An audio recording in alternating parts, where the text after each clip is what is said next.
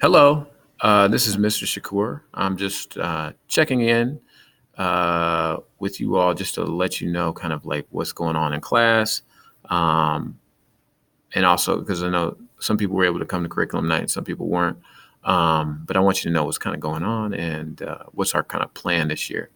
So, first of all, I should just say that as your students have probably mentioned to you in the letter that they mentioned, um, that our class is all students who have been identified as African American males, which is, as you might imagine, is a very different dynamic for a student and for a teacher. And it's been a real it's been a real learning process for I think for all of us in this space. But I'll just say right away, like this is one of the I feel like this is one of the most meaningful teaching experiences I've ever had in my life. And the students, the children that you have entrusted with me in this class are amazing. Like they're really spectacular. These young people are intelligent, articulate, they care, um, they're scholars, and they're funny, uh, and they're good writers. So, and and they have struggles. I have struggles. We all have struggles.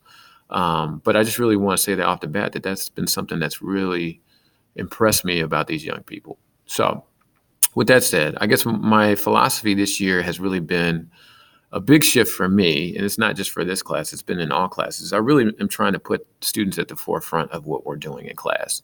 So, in years past, a lot of the decisions in class and the seating arrangements and the lighting and the way we do things were pretty much determined by me. And I try to get students to buy into the way I was thinking about it, which I think, I've had some success with that. But what I really am trying to do this year is empower students to really form a community that really speaks to who they are and to create an environment where everyone feels involved. Because our three rules is that everyone must get it, everyone belongs, and everyone has the opportunity to participate or pass. And I want that to be a real thing. Um, I think in all my classes, but particularly in a space like this where these children who have been identified as Black males, a lot of times when they enter academic spaces, they feel judged. They don't feel like they are actually seen until they step out of a line, and then they're seen in kind of a punitive way. And I'm really trying to avoid the kind of scripts and ways of talking about these children that have come up again and again and again. Okay. Um, so I want to put them at the forefront. I want to make it centered around them. The tension is that there's stuff we got to do, right? And there's a certain way that things have to run in order for us to actually have that kind of environment and get the work done that we need to get done. I had a parent come to me, um, uh, very respectfully, and pull me aside and say, "Okay, so what's going on in this class? Are you going to give them the stuff they need to get to college?" And what I told that parent, and I really appreciate him, being so clear with me, is that I'm teaching this class in um, the way that I would teach it if my own son was in this class. I feel like, um, I feel like, this is my family, and um, and as much as we are going to like explore sharing power in this classroom, there's certain things that have to get done, and there's certain things that they have to learn in order to be ready for, um, the very bright futures that they have ahead of them. So, with that said, sophomore year in all sophomore English classes, the focus is really all the assessments focus is on writing. Okay, so the major projects are all writing projects.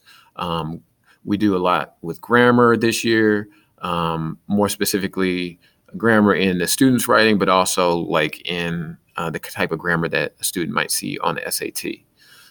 So they will have instruction in both of those kind of realms. Because the focus is on writing so much this year, a lot of the reading material is not as like a traditional English class where, let's say I give you Macbeth this year, or this quarter, and then all our projects are Macbeth projects, and everything's centered around Macbeth discussions, everything. The way that this class is designed is our class texts are supposed to be what's called a mentor text. So if I give you a text, it's not just because I think it's an important piece of literature, which, I'm going to give you something that I think is important literature and challenging, but because there's something that the writer is doing in that literature that I think you could reproduce in your own writing that would be really helpful to you. So far we've read kind of shorter text to get together. Last week or maybe the week before, I gave them a book called The Other Westmore, which I think is a really strong example of memoir, which is, narrative writing about yourself that we're doing in the first quarter. We'll also do some choice reading where they're kind of picking books, because I know also students are at different interest levels with this book and also different skill levels. But in class together, for this quarter, probably the rest of this quarter, we're going to be reading some of the book in class, and then I'm going to be asking them to look at different things that Westmore is doing so that they can kind of inform their own writing. And as far as writing goes, in this first quarter, I'm really looking for students to be able to write descriptively. I want them to be able to tell a story with a beginning, middle, and end. I want them to be able to really reflect on their experience and not just tell me the events, but really think about the greater meaning behind those events. We're also, when we're reading, I'm really going to be pushing them to read more as writers. So not just reading because you have to do it for a test, but reading to see what can you kind of borrow, what can you steal from another writer. I think that's it. I would say, if ways to support, definitely checking in with students about how things are going in class, and also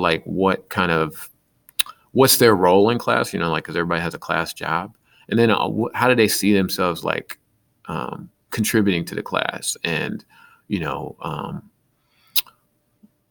any ways that they can contribute more, because I think we're really getting to the point where we're seeing oh snap, we got to tune up. If we're going to do this all together, then we all have to push together. So really reinforcing that message of positive push, because I think one thing I've noticed is that pushing, we know how to do it in this environment, but a lot of times our push tends to be kind of